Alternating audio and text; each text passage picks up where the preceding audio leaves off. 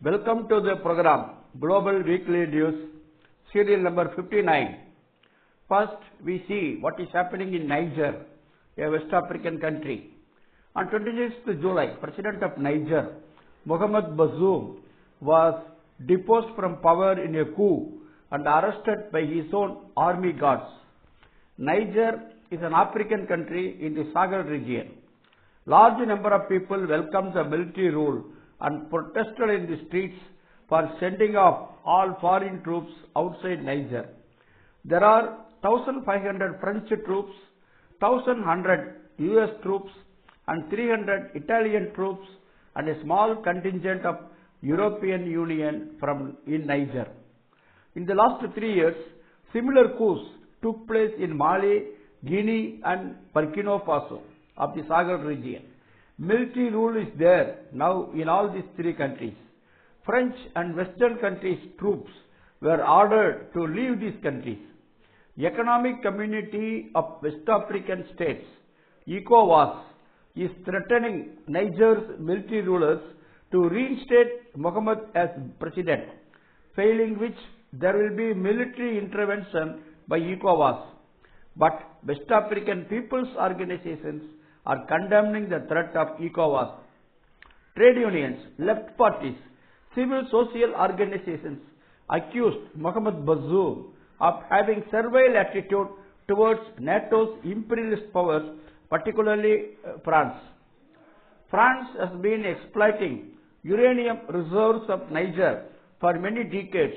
Niger is occupying 7th position in uranium production in the world, but only 17.5% people use electricity in Niger.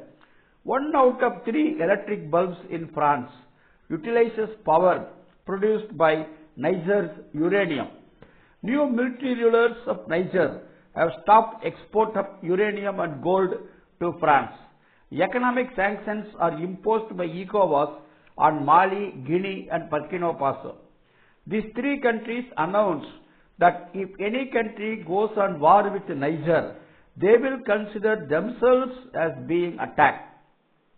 Ghana Socialist Movement has mentioned that if war takes place in Sahel region, it will affect crores of people and production. It will impact the entire continent of Africa. President of Nigeria, Niger is a separate country, Nigeria is another country. President of Nigeria is the head of ECOWAS. Senate of Nigeria did not approve military intervention in Niger. Anthony Blinken, US Secretary of State, has welcomed the decision of ECOWAS of military intervention in Niger. 14 Trade Union Alliance of Niger has demanded expelling the French troops. They expressed support to military rulers. Workers' Democratic Party of Morocco and Communist Party of Kenya have issued statements in regard to expulsion of foreign troops from Africa. The ideology of revolutionary socialist left president of Burkina Faso, who was killed, Thomas Sankara, is influencing the entire Sahel region of Africa. He was killed when he was at a very young age. Let us condemn the efforts of France and other NATO countries to open up a new war front in the African continent. Comrades and friends, August 6 and 9 have passed. These are all Hiroshima-Nagasaki days. August 6 and August 9 are 78th anniversaries of US bombing Hiroshima-Nagasaki of Japan. US is the country involved in largest violence in the world. Though US tries to hide this historically, the fact is a fact. A movie, Oppenheimer, directed by Christopher Nolan, was released in US theaters on 21st July. This movie on Hiroshima and Nagasaki has not revealed the unprecedented terrorism on the people of Japan by dropping of nuclear bombs. Not even a single Japanese is shown in the movie. During the Second World War, it was believed that Nazi Germany would produce the world's first nuclear weapon. Under Manhattan Project, US scientists led by J. Robert Oppenheimer did research on atomic bombs. Though Nazi Germany's troops surrendered unconditionally on 7th May 1945, US did not give up the effort of producing nuclear bombs. US leadership campaigned that Japan's imperialist forces will not surrender. Interim Committee on Atomic Bombs, military leaders, government officers and scientists felt that technical experiment alone will not be enough. To end the war, the decision to drop atomic bombs over Hiroshima and Nagasaki was taken. A scene in the movie is about dropping leaflets over these cities, asking the people to leave the city, but in reality no notices were dropped. In the former Soviet Union, 2.7 crore people died in the war and finally defeated the fascist forces. The movie has not approved this. Ultimate enemy of US is the international communist movement. The movie says about the deaths of 2 lakh Japanese and Korean people with Soviet Union in mind. World is discussing on non-proliferation of nuclear weapons. All the big powers are having nuclear weapons. India, Pakistan are also having nuclear weapons. But the fact that Israel is also having nuclear weapons is not talked about, is not focused about much.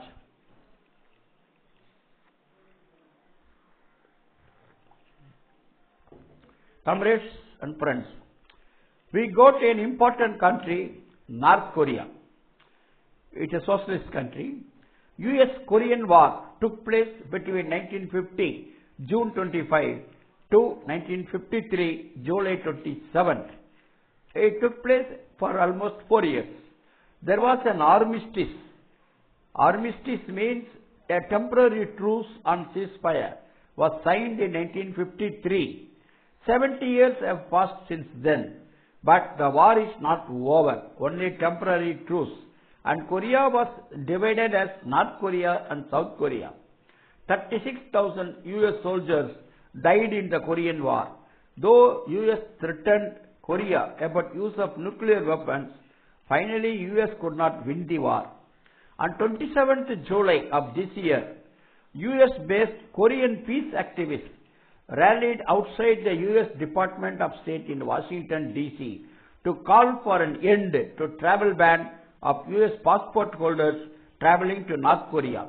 Activists also delivered 1,000 individually signed postcards and an open letter endorsed by 62 organizations addressed to President Joe Biden and Secretary of State Antony Blinken, also calling on the US to end the travel ban.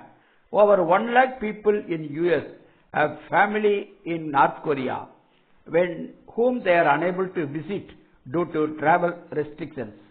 Trump, when he was the President of America, he imposed travel ban in 2017. Biden promised during the election time that it will be removed, but he is still continuing it. Comrades, in South Korea, even today, there are 28,500 US troops. Largest US military base in foreign countries is in South Korea. US intelligence documents on South Korea was leaked recently. US-South Korean joint military exercise have created tensions in Korean peninsula. US recently had sent 2 nuclear submarines to South Korea. Summit of South Korea, Japan and US is going to take place. A few years back, when Moon was the President of South Korea, negotiations between North and South Korea took place to improve bilateral relations. US has started a Cold War with China by having direct and indirect relations with Taiwan. Fourth, we are going to see Ecuador. Comrades and friends, Ecuador is a republic in northwest corner of South America. Recently, 31 youth died in prison riots which took place for 3 days. This prison is to keep the adolescent prisoners. As per the official data, since January 2021, 485 prisoners were killed inside the jails. Prison guards could not control the riots within the prisons. The director of National Comprehensive Care for adolescent offenders of Ecuador, Guillermo Rodriguez, resigned from his position on 2nd August. The Lenin Moreno and Guillermo Lasso governments have failed to stop the violence. Guillermo Lasso dissolved the parliament on 17th May and announced the elections for president on 20th August. 1.3 crore people will vote in the elections.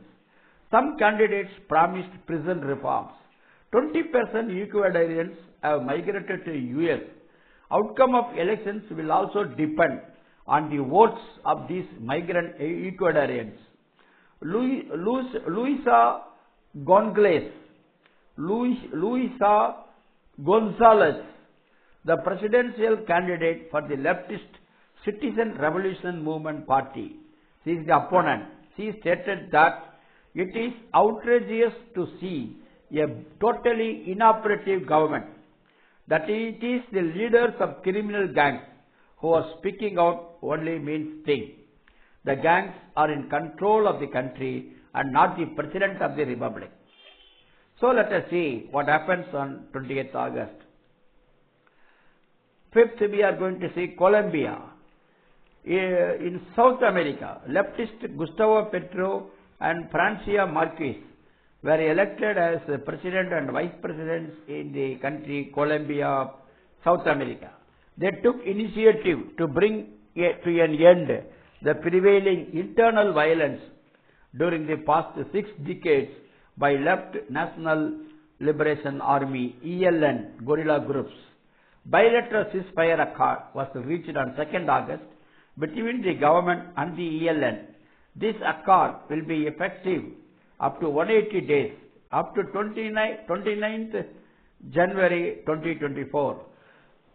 In the last 60 years in violence-related incidents alone, 450,000 people were killed in Colombia. Cuba took the role of a mediator in arriving at this peace accord, but during the Trump period, Cuba was included in the list of countries sponsoring terrorism, and still it continues. Sanctions on Cuba still continue.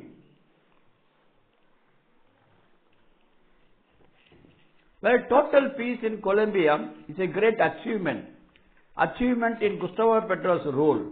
30 different social organizations, trade unions, human rights organizations, victims movements, business organizations, and 81 representatives of these form National Participation Committee. This committee will monitor the peace accord. On 2nd August, thousands of people were on the streets raising slogans, peace, justice and democracy.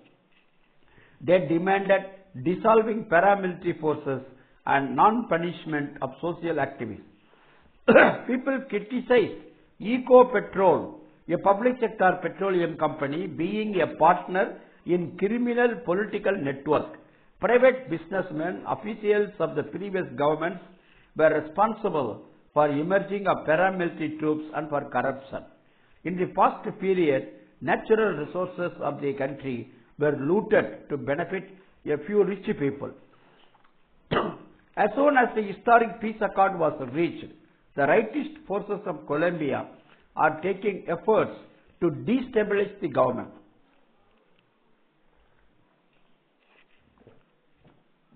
Nicolas Petro, the son of Petro, was arrested in a money laundering case. Right forces are demanding the resignation of Petro, taking responsibility for his son's case and all that. It is alleged that that a part of the illegal money was used for the presidential election. Gustavo Petro said, "This is a total lie. I am duty bound for my people and continue in power till 2026. Comrades, in the Indian state of Haryana, violence has broken out.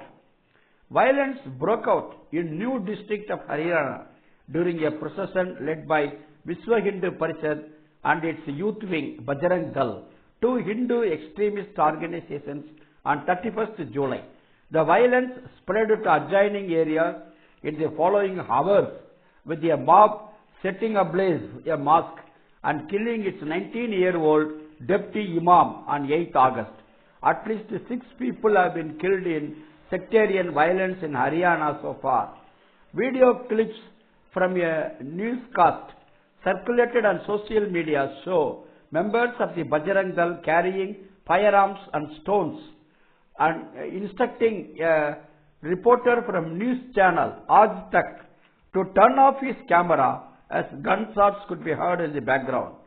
Provocative and hateful videos were circulated in the social media by Bajrang Dal for 2 to 3 days. In an environment of near total impunity, that is, nobody can do anything, nobody can touch the rulers. In an environment of near total impunity, Hindu far-right organizations have often used yatras, that is, processions on major religious holidays, to violently target predominantly Muslim neighborhoods, raising hate speech and attacking mosques. Comrades, lastly we got to see the UN report on famine and hunger. As per UN report last year, about 250 crore people face acute hunger. In 7 countries, 4 lakh people face severe famine. 3.5 crore people are on the margin of starvation. In Sudan, children do not get nutritious food and therefore they do not have the energy even to cry, comrades. Comrades and friends, these are all the news, Global Weekly News, serial number 59 is over. See you next week with Global Weekly News 60. Lal Salam.